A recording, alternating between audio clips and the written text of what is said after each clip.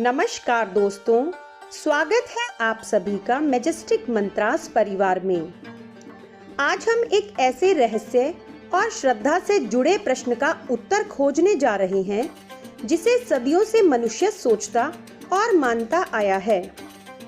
प्रश्न यह है कि जब हम श्राद्ध, तर्पण या पितृपक्ष के अवसर पर अपने घरों में पितरों के लिए अन्न और जल अर्पित करते हैं तो वास्तव में यह भोजन उन तक कैसे पहुंचता है और हमारे पूर्वज इसे किस रूप में स्वीकारते हैं। भारत की परंपरा में पितृपक्ष को अत्यंत पवित्र माना गया है।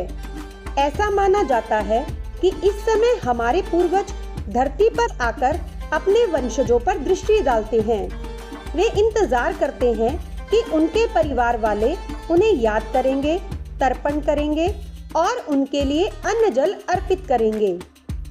यह केवल कर्मकांड नहीं बल्कि एक भावनात्मक और आध्यात्मिक जुड़ाव है। यह वो समय है जब हम स्वीकारते हैं कि हमारा अस्तित्व हमारे पितरों के बिना अधूरा है।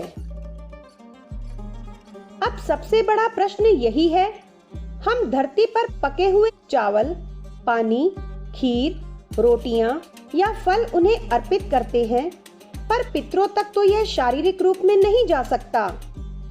तो शास्त्रों और अनुभवों में बताया गया है कि पितरों के पास भोजन पहुंचने का माध्यम होता है संकल्प, श्रद्धा और प्राण ऊर्जा। जब हम शुद्ध भाव से नियम पूर्वक स्नान करके मंत्रोच्चारण के साथ पितरों को भोजन अर्पित करते हैं तो हमारे मन की तरंगे उस अर्पण को सूक्ष्म ऊर्जा में बदल देती है। यह ऊर्जा सीधे उन लोकों तक जाती है जहां हमारे पितृ विद्यमान है। पितरों के लिए भोजन का सामग्री रूप जरूरी नहीं होता, बल्कि भाव ऊर्जा रूप उनके लिए सबसे जरूरी होता है। जिस प्रकार हम खुशबू को देखते नहीं पर महसूस कर सकते हैं, उसी प्रकार पितृ अन्न की भौतिकता नहीं, उसकी सुगंध और हमारी श्रद्धा की ऊर्जा ग्रहण करते हैं। पितरों तक हमारी पुकार पहुंचाने का एक माध्यम होते हैं वे हैं मंत्र, जैसे ओम पितृभ्य स्वधा या ओम सोमा पितृभ्य स्वधा। जब मंत्र उच्चारित होते हैं तो वे हमारे संकल्प को सूक्ष्म कंपन में बदल देते हैं। यह कंपन हमारे द्वारा अर्पित किए गए तिल, जल और अन्न को प्रकाश बिंदु की तरह पितृलोक तक भेज देते हैं। जैसे रेडियो तरंगे अदृश्य होकर भी हमारे संदेश पहुंचा देती है, वैसे ही हमारे मंत्र और हमारी स्वधा प्रयोग पितरों तक पहुंच जाती है। अब प्रश्न ये उठता है कि पितृ इसे कैसे स्वीकारते हैं। पितृ भोजन को वैसे नहीं खाते जैसे हम खाते हैं। उनके लिए भोजन केवल ऊर्जा का रूप है। पितृ आभासी शरीर यानी सूक्ष्म शरीर में होते हैं, इसलिए वे केवल गंध और ऊर्जा को ही ग्रहण कर सकते हैं। जब हम खीर, पूरी या तिल के लड्डू चढ़ाते हैं तो वे उसका स्वाद और शक्ति ग्रहण कर लेते हैं। यह ग्रहण भौतिक पेट भरने जैसा नहीं होता, बल्कि आध्यात्मिक तृप्ति देने वाला होता है। शास्त्र कहते हैं कि पितरों का आहार केवल हमारी श्रद्धा और संकल्प है। अगर भाव नहीं है तो कितनी भी बड़ी थालियां सजा दी जाएं, वे स्वीकार नहीं होंगी। आइए अब जानते हैं तर्पण का रहस्य। तर्पण में जो जल, तिल और कुशा के तिनके अर्पित किए जाते हैं, उनका बड़ा महत्व है। जल जीवन का प्रतीक है, तिल पवित्रता और शुभता का प्रतीक है और कुशा संपर्क सूत्र का काम करती है। जब ये तीनों मिलकर एक साथ पितरों को अर्पित किए जाते हैं तो यह जैसे एक संदेश बनकर पितृलोक में पहुंचता है। पितृ इससे प्रसन्न होकर अपने आशीर्वाद रूपी ऊर्जा वापस भेजते हैं। इसलिए ही तर्पण को कर्मकांड से अधिक एक ऊर्जा, लेन देन या आध्यात्मिक संवाद कहा गया है। गांवों में आज भी इसके अनेक उदाहरण हैं, जहां लोग बताते हैं कि पितरों ने सपने में आकर उन्हें आशीर्वाद दिया।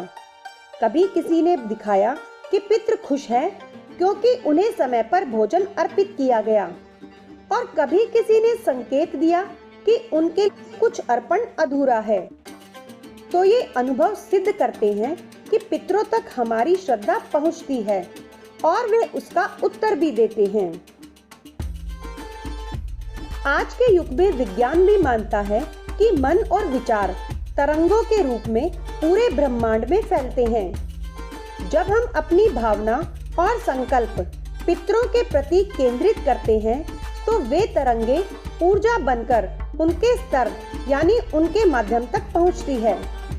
इसे ही धर्म ने श्राद्ध या तर्पण की भाषा में बताया है। शास्त्र कहते हैं कि यदि आपके पास कोई संसाधन भी ना हो, केवल जल और तिल अर्पित करके और मन में सच्ची श्रद्धा रखकर पितरों को याद करना पर्याप्त है।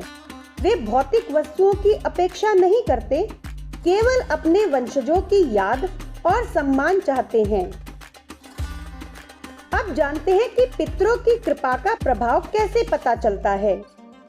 जब आपके पितृ अर्पित भोजन को स्वीकार करके प्रसन्न होते हैं तो घर में अनेक शुभ प्रभाव उत्पन्न होते हैं, जैसे परिवार में सुख समृद्धि आना, संतान सुख और उन्नति होना, जीवन की बाधाएं दूर होना, और सबसे बड़ी बात वंशजों को आंतरिक शांति का अनुभव होना। इसीलिए कहा गया है पितृदेवो भवः, यानी अपने पितरों को देवताओं की तरह मानो। तो प्रिय दोस्तों, अब आप समझ गए होंगे कि पितरों तक भोजन पहुंचाने का राज हमारी श्रद्धा और ऊर्जा है। वे हमारे द्वारा बनाए गए अन्न को भौतिक रूप से नहीं खाते, बल्कि उनकी सुगंध, ऊर्जात्मक तरंग और संकल्प को स्वीकारते हैं। जब वे इसे ग्रहण करते हैं तो हमारी वंश परंपरा को सुरक्षा, आशीर्वाद और समृद्धि प्रदान करते हैं।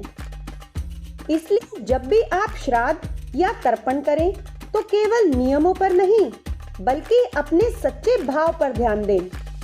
याद रखिए, पितरों को चाहिए दिखावा नहीं, केवल आपका स्मरण और सम्मान। याद रखिए, हमारे पितृ हमारी जड़ों की तरह है।